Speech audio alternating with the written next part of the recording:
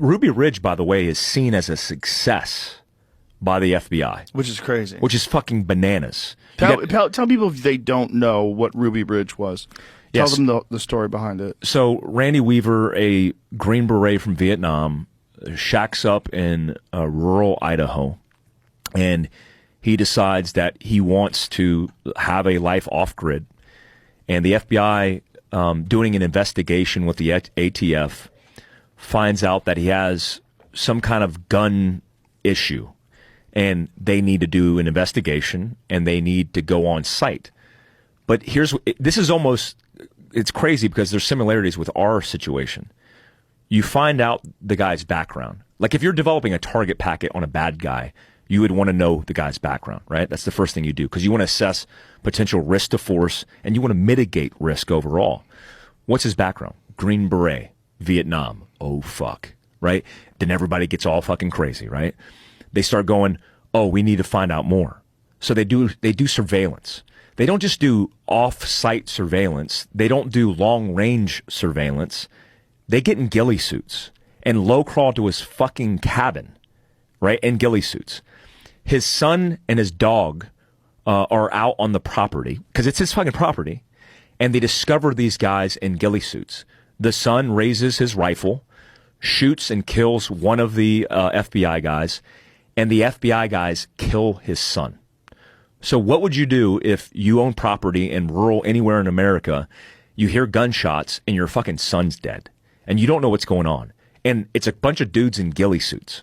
So he winds up locking himself and barricading himself in the cabin, and then they deploy the FBI Hostage Rescue Team, HRT. I actually interviewed one of the guys that was he was in the sniper site as a sniper for FBI HRT when this went down.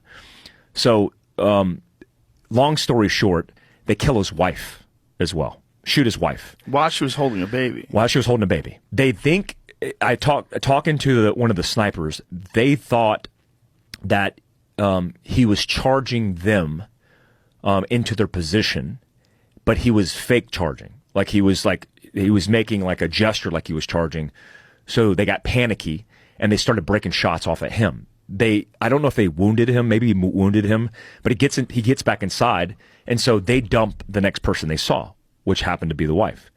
So they end up barricading the place even more, and his ex-commander is the one that basically does a call out and gets him to negotiate and then eventually gets him to surrender.